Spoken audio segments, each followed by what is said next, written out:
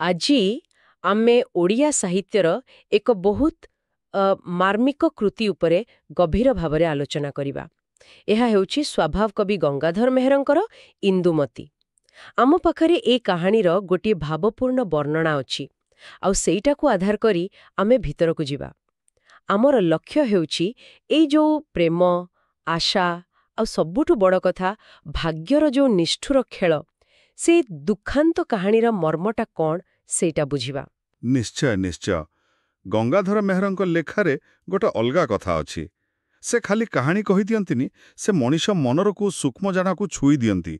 ଆଉ ଇନ୍ଦୁମତୀ ଏମିତି ଗୋଟେ କାବ୍ୟ ଯୋଉଠି ମଣିଷର ଇଚ୍ଛା ଆଉ ବିଧିର ବିଧାନ ଏ ଦୁଇଟା ଭିତରେ ଯୋଉ ସଂଘର୍ଷ ବହୁତ ମାର୍ମିକ ଭାବେ ସେ ଦେଖେଇଛନ୍ତି। ଏଇଟା ଖାଲି ଦୁଃଖଦ ଘଟଣା ନୁହେଁ, ଏକ ପ୍ରକାର ଦାର୍ଶନିକ ଚିନ୍ତା ବି।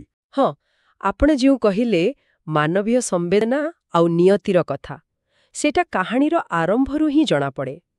ଇନ୍ଦୁମତୀଙ୍କ ଚରିତ୍ରକୁ ଦେଖିଲେ ଆମ ପାଖରେ ଯେଉଁ ସ୍କ୍ରିପ୍ଟ ଅଛି ସେଥିରେ ଲେଖା ହେଇଛି ସେ ଖାଲି ସୁନ୍ଦର ନଥିଲେ, ବହୁତ ସହଜ, ସରଳ, ସଂସ୍କାରୀ ଥିଲେ।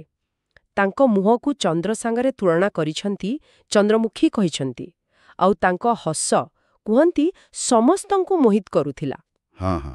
ଗାଁ ଲୋକେ ଏପରିକି ତାଙ୍କୁ ଚନ୍ଦ୍ରର ଅଂଶ ବୋଲି ବି କହୁଥିଲେ।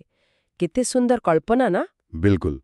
ଏଠି ଦେଖନ୍ତୁ, ଏ ଚନ୍ଦ୍ରମୁଖୀ ବା ଚନ୍ଦ୍ରର ଅଂଶ ଏମିତି ବିଶେଷଣର କାରଣ ଅଛି। କବି ଖାଲି ବାହାରର ସୁନ୍ଦରତା କଥା କହୁନାହାନ୍ତି। ଚନ୍ଦ୍ର ସାଙ୍ଗରେ ଯେମିତି ଶୀତଳତା, ପବିତ୍ରତା, କୋମଳତା ଯୋଡ଼ି ହୋଇ ରହିଛି, ଏହି ବର୍ଣ୍ଣନା ଭିତରେ ଇନ୍ଦୁମତୀଙ୍କର ଯୋଉ ଭିତରର ଶୁଦ୍ଧତା, ନିର୍ମଳତା, ସମସ୍ତଙ୍କ ପାଇଁ ସ୍ନେହ, ସେଇଟା ହିଁ ଜଣାପଡ଼ୁଛି। ଆଉ ଏଇ ଯୋଉ ସୁନ୍ଦର ଓ ପବିତ୍ର ଚିତ୍ର ଆଙ୍କୁଛନ୍ତି ନା, ଏଇଟା ପରେ ଯୋଉ ଭୟଙ୍କର ଦୁର୍ଘଟଣା ଘଟିବ ତା ସହିତ ମିଶି ଗଭୀର କାରୁଣ୍ୟ ସୃଷ୍ଟି କରୁଛି। ମାନେ ଏତେ ଭଲ, ଏତେ ନିରୀହ ଝିଅଟିଏ ସାଙ୍ଗରେ ଏତେ ବଡ଼ ଅଘଟଣ, ଏଇଟା ଭାବିଲେ ହିଁ ଦୁଃଖଟା ବହୁତ ବଢ଼ିଯାଏ। ତାପରେ ଆସୁଛି ତାଙ୍କ ଜୀବନର ନୂଆ ମୋଡ଼, ବିବାହର ଆୟୋଜନ।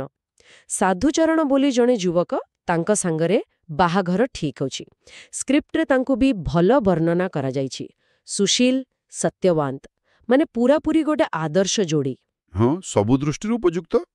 ଆଉ ଯେତେବେଳେ ବାହାଘର ଠିକ୍ ହେଉଛି, ସ୍କ୍ରିପ୍ଟ କହୁଛି ପୁରା ଗାଁଟା ଯେମିତି ଆନନ୍ଦରେ ଭାସି ଯାଉଛି। ଚାରିଆଡ଼େ ବାଜା, ଢୋଲ, ମୁହୁରି, ନାଚ, ଗୀତ, ପରିବେଶ ପୁରା ଉତ୍ସବ ମୁଖର। ହଁ, ସେ ଦୃଶ୍ୟକୁ ଭାବିବେଲେ। ହଁ ନା? ବର ସାଧୁଚରଣ ପାଲିଙ୍କିରେ ବସି ଆସୁଛନ୍ତି, ମନରେ କେତେ ସ୍ୱପ୍ନ, ଆଉ ଏପଟେ ଇନ୍ଦୁମତୀ ନୂଆ ବୋହୂ ବେଶରେ ସଜେଇ ହେଇଛନ୍ତି। ସ୍କ୍ରିପ୍ଟରେ ତାଙ୍କ ଆଖି କଥା ଲେଖାହେଇଛି, ଆଖିରେ ତାଙ୍କର ନକ୍ଷତ୍ରର ଆଭା। ବାଃ, କେତେ କାବ୍ୟିକ! ସତେ ଯେମିତି ସ୍ୱର୍ଗର ଅପ୍ସରା। ଚାରିଆଡ଼େ ଖାଲି ଖୁସି ଆଉ ଖୁସି, ଗୋଟେ ପରିପୂର୍ଣ୍ଣ ଆନନ୍ଦର ଚିତ୍ର। ଏଇ ଯେଉଁ ଆନନ୍ଦ ଆଉ ଉତ୍ସବର ଚରମ ସ୍ଥିତିକୁ କବି ଏତେ ବିସ୍ତୃତ ଭାବରେ ଦେଖାଉଛନ୍ତି, ତା ପଛରେ ଗୋଟେ ଗଭୀର କ'ଣ କହନ୍ତି ସାହିତ୍ୟିକ କାରଣ ଅଛି। ସେ ପାଠକ ମନରେ ଆଶା ଆଉ ଆନନ୍ଦର ଗୋଟେ ଶୀର୍ଷ ବିନ୍ଦୁ ତିଆରି କରୁଛନ୍ତି। କୋଉଠି ବି ଅମଙ୍ଗଳର ଛାଇ ନାହିଁ, ସବୁ ଶୁଭ, ସବୁ ମଙ୍ଗଳମୟ। ଆଉ ଏଇ ଶୀର୍ଷ ବିନ୍ଦୁରେ ପହଞ୍ଚିବା ପରେ ଯେତେବେଳେ ହଠାତ୍ ଦୁଃଖର ପାହାଡ଼ ଭାଙ୍ଗି ପଡ଼ୁଛି, ତାର ଆଘାତଟା ବହୁତ ଗଭୀର ହେଉଛି। ଏଇଟାକୁ ଆମେ ସାହିତ୍ୟରେ କଣ୍ଟ୍ରାଷ୍ଟ ବା ବୈପରୀତ୍ୟ କହୁଁ। ସୁଖ ଯେତେ ଉଚ୍ଚରେ, ଦୁଃଖ ସେତେ ଗଭୀର ଲାଗେ।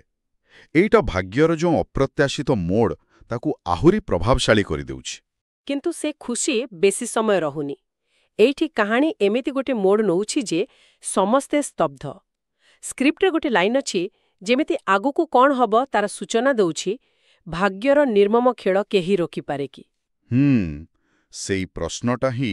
ହଁ, ସେ ପ୍ରଶ୍ନ ଭିତରେ ଯେମିତି ଗୋଟେ ଅଜଣା ଡର ଲୁଚି ରହିଛି। ଆଉ ତାପରେ ହଠାତ୍ ସବୁ ବଦଳି ଯାଉଛି। ସେଇ ନାଚ ଗୀତ ଭିତରେ ଆକାଶ କଳା ପଡ଼ିଯାଉଛି, ଭୟଙ୍କର ବିଜୁଳି, ପ୍ରବଳ ଝଡ଼ ବାତାସ। ବାସ୍ତବିକ ଏଇ ପରିବର୍ତ୍ତନଟା ବହୁତ ନାଟକୀୟ। ନିଶ୍ଚୟ। ଏତେ ଆନନ୍ଦ ପରେ ଏମିତି ଭାବିଲେ ବି ଦେହ ଶୀତେଇ ଯାଉଛେ। ଆଉ ତାପରେ ସେ ହୃଦୟ ବିଦାରକ ମୁହୂର୍ତ୍ତଟା ଆସୁଛି, ଯାହା କାହାଣୀକୁ ପୁରା ଉଲ୍ଟାପାଲ୍ଟା କରିଦେଉଛି। ସେଇ ପ୍ରବଳ ପବନରେ ଗୋଟିଏ ବଡ଼ ଗଛର ଡାଳ ଭାଙ୍ଗି ସିଧା ଆସି ପଡ଼ୁଛି ସେଇ ପାଲିଙ୍କି ଉପରେ, ଯୋଉଥିରେ ଇନ୍ଦୁମତୀ ବସିଛନ୍ତି। ବାସ୍ ଗୋଟିଏ ମୁହୂର୍ତ୍ତରେ ସବୁ ଆଶା, ସବୁ ସ୍ୱପ୍ନ, ସବୁକିଛି ଚୁରମାର। ଯୋଉ ଆନନ୍ଦର ମହଲ ଠିଆ ହେଇଥିଲା, ସେଟା ଯେମିତି ମାଟିରେ ମିଶିଗଲା। ଏ ଯୋଉ ଘଟଣାକ୍ରମ, এটা ଖାଲି ନାଟକୀୟ ନୁହେଁ, ବହୁତ ଭୟଙ୍କର ବି।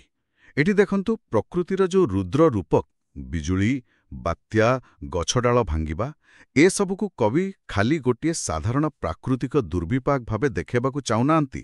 ସେ ଏହାକୁ ଭାଗ୍ୟର ଗୋଟିଏ ନିର୍ଦ୍ଦୟ, ନିଷ୍ଠୁର କାର୍ଯ୍ୟ ଭାବେ ଦେଖେଇଛନ୍ତି। ଆଚ୍ଛା। ସ୍କ୍ରିପ୍ଟର ବର୍ଣ୍ଣନା ସିଏ ହିଁ କହୁଛି, ଏଇଟା ଯେମିତି ଗୋଟେ ଆକସ୍ମିକ ଦୁର୍ଘଟଣାଠୁ ବହୁତ ବେଶୀ କିଛି। ଏଇଟା ଦେଖଉଛି କି ମଣିଷର ଯୋଜନା, ତାର ପ୍ରସ୍ତୁତି, ସେସବୁ କେମିତି ଗୋଟେ ଅଦୃଶ୍ୟ ଶକ୍ତି ଆଗରେ, ଯାହାକୁ ଆମେ ନିୟତି କି ଭାଗ୍ୟ କହୁ, ତା ଆଗରେ କେତେ ତୁଚ୍ଛ, କେତେ ଅସହାୟ। ମଣିଷ ଭବିଷ୍ୟତ ପାଇଁ କେତେ କ'ଣ ଭାବେ, କିନ୍ତୁ ଗୋଟିଏ ମୁହୂର୍ତ୍ତରେ ସବୁ ଓଲଟି ଯାଇପାରେ। ଏଇ କଠୋର ସତ୍ୟଟା କବି ଏଠି ଦେଖାଉଛନ୍ତି। ଆପଣ କହିଲେ ଏଇଟା ଭାଗ୍ୟର ଖେଳ, କିନ୍ତୁ କେହି ଏହାକୁ କେବଳ ଗୋଟେ ଭୟଙ୍କର ପ୍ରାକୃତିକ ଘଟଣା ବୋଲି କାହିଁକି ଭାବିବନି? କବି କେମିତି ଏହାକୁ ଭାଗ୍ୟ ସହ ଯୋଡୁଛନ୍ତି? ସ୍କ୍ରିପ୍ଟରେ ଆଉ କିଛି ସୂଚନା ଅଛି କି? ବହୁତ ଭଲ ପ୍ରଶ୍ନ ପଚାରିଲେ। ଦେଖନ୍ତୁ, ଯେ କୌଣସି ଘଟଣାକୁ ପ୍ରାକୃତିକ ଦୁର୍ବିପାକ କୁହାଯାଇପାରେ, ସତ। କିନ୍ତୁ କବି ଯେମିତି ଉପସ୍ଥାପନା କରୁଛନ୍ତି, ଘଟଣାର ସମୟଟା ଠିକ୍ ବାହାଘର ବେଳେ। ତା ପୂର୍ବରୁ ସେଇ ପ୍ରଚୁର ଆନନ୍ଦ, ଆଉ ତାପରେ ସେଇ ପ୍ରଶ୍ନ, ଭାଗ୍ୟର ନିର୍ମମ ଖେଳ କେହି ରୋକିପାରେ କି? ଏସବୁ ମିଶି ଇଙ୍ଗିତ ଦଉଛି ଯେ ଏଇଟା ଖାଲି ଗୋଟେ ସଂଯୋଗ ନୁହେଁ। ଆଉ ସ୍କ୍ରିପ୍ଟ ଯେମିତି ଘଟଣା ପରର ଶୋକକୁ ବର୍ଣ୍ଣନା କରୁଛି, ସେଥିରେ ବି ଗୋଟେ ନିୟତିବାଦୀ ସ୍ୱର ରହିଛି। ଯେମିତିକି ଏକ ଅଦୃଶ୍ୟ ଶକ୍ତିର ଇଚ୍ଛାରେ ସବୁ ହେଉଛି, ଯାହା ମଣିଷର ବୁଝିବା ବା ରୋକିବା ବାହାରେ। ପ୍ରକୃତି ଏଠି ସେଇ ନିୟତିର ଗୋଟେ ମାଧ୍ୟମ ପାଲଟିଛି ଯେମିତି। ଆଉ ଏଇ ଭୟଙ୍କର ଦୁର୍ଘଟଣାର ପରିଣତି ବହୁତ କରୁଣ, ବହୁତ ଦୁଃଖଦ। ସେଇ ଚନ୍ଦ୍ରମୁଖୀ କନ୍ୟା, ନକ୍ଷତ୍ରର ଆଭା ଥିବା ଇନ୍ଦୁମତୀ, ସେଇ ପାଲିଙ୍କି ଭିତରେ ହିଁ ଚିରଦିନ ପାଇଁ ଆଖି ବୁଜି ଦେଉଛନ୍ତି। ସ୍କ୍ରିପ୍ଟ କହୁଛି କେମିତି ମୁହୂର୍ତ୍ତକ ଭିତରେ ଆନନ୍ଦର ପରିବେଶଟା ପୁରା ବିଷାଦରେ ବୁଡ଼ି ଯାଉଛି। ଯୋଉ ଗାଁଟା କିଛି ସମୟ ଆଗରୁ ହସ ଖୁସିରେ ଫାଟୁଥିଲା, ସେଇଠି ଏବେ ଖାଲି କାନ୍ଦ, ବୋବାଳି। ସଙ୍ଗୀତର ସ୍ୱର ବନ୍ଦ ହେଇଯାଇ ଶୋକର ବିଳାପ ଶୁଭୁଛି। ଭାବିଲେ ଛାତି ଥରିଯାଏ। ସାଧୁଚରଣଙ୍କ କଥା ତ ଭାବିଉନି, ଯିଏ କିଛି ସମୟ ଆଗରୁ ନୂଆ ଜୀବନର ସ୍ୱପ୍ନ ଦେଖୁଥିଲେ, ତାଙ୍କ ଆଖିରେ ଏବେ ଖାଲି ଲୁହ। ଇନ୍ଦୁମତୀଙ୍କ ପରିବାରର କାନ୍ଦଣା, ପଥର ବି ତରଳିଯିବ। ସ୍କ୍ରିପ୍ଟ କହୁଛି ପୁରା ସମାଜରେ ଯେମିତି ଗୋଟେ ନୀରବତା, ଗୋଟେ ସ୍ତବ୍ଧତା ଛାଇଯାଇଛି। ସମସ୍ତେ ଯେମିତି ଭାଗ୍ୟର ଏଇ ନିଷ୍ଠୁରତା ଆଗରେ ପୂରାପୂରି କ'ଣ କହିବେ ଜାଣିପାରୁନାହାନ୍ତି। ଏଇ ଶୋକାକୁଳ ପରିବେଶର ଚିତ୍ରଣ ଭିତରେ ହିଁ କାହାଣୀର ମୂଳ କଥାଟା ବାହାରି ଆସୁଛି। ଆଉ ଏଠି ସବୁଠୁ ଗୁରୁତ୍ୱପୂର୍ଣ୍ଣ ହେଉଛି ସମଗ୍ର କାହାଣୀର ସାର କ'ଣ। ଆମ ପାଖରେ ଯୋଉ ସ୍କ୍ରିପ୍ଟ ଅଛି, ତାର ଶେଷ ଆଡ଼କୁ ଗୋଟେ ବାକ୍ୟ ଅଛି, ଯାହା ପୁରା କାବ୍ୟର ଦର୍ଶନକୁ କହିଦେଉଛି। ମନୁଷ୍ୟ ଯେତେ ପ୍ରସ୍ତୁତି କରୁ, ଭାଗ୍ୟରେ ଲେଖା ଯାହା ଅଛି ସେଇଟି ହୋଇଥାଏ। ହଁ, ସେଇ ବାକ୍ୟଟି ମୋର ବି ମନେ ଅଛି। ଏଇଟା ହିଁ ଇନ୍ଦୁମତୀର କେନ୍ଦ୍ରୀୟ ଭାବ। ଏକଦମ ସ୍ପଷ୍ଟ ଭାବରେ କହିଦେଉଛି ଯେ ଜୀବନର କିଛି ମୂଳ ଘଟଣା, ଜନ୍ମ, ମୃତ୍ୟୁ, ବଡ଼ ବଡ଼ ଭାଗ୍ୟ ପରିବର୍ତ୍ତନ, ସେସବୁ ମଣିଷର ଯୋଜନା ବା ଚେଷ୍ଟାଠୁ ବହୁତ ଉପରେ। ନିୟତି ହିଁ ସେସବୁକୁ ନିୟନ୍ତ୍ରଣ କରେ। ତେବେ ଏଇ ଭାବନା ପାଇଁ ଏ କାବ୍ୟ ଏତେ ମହତ୍ତ୍ୱପୂର୍ଣ୍ଣ ନା? ନିଶ୍ଚିତ। ଏଇ ଦର୍ଶନ ଯୋଗୁଁ ହିଁ ଗଙ୍ଗାଧର ମେହେରଙ୍କର ଏ କାମ ଓଡ଼ିଆ ସାହିତ୍ୟରେ ଏତେ ବିଶିଷ୍ଟ। ଏଟା ଖାଲି ଗୋଟେ ପ୍ରେମ କାହାଣୀର ଦୁଃଖଦ ଶେଷ ନୁହେଁ। ଏଟା ଜୀବନର ଅନିଶ୍ଚିତତା, ମଣିଷର ସୀମା ଆଉ ନିୟତିର ପ୍ରଭାବ ଉପରେ ଗୋଟେ ଗଭୀର କାବ୍ୟିକ ଚିନ୍ତନ। ଏଟା ପଢ଼ିଲେ ବା ଶୁଣିଲେ ପାଠକ ନିଜ ଜୀବନ, ନିଜ ସ୍ୱପ୍ନ, ନିଜ ଭାଗ୍ୟ ବିଷୟରେ ଭାବିବାକୁ ବାଧ୍ୟ ହୁଏ।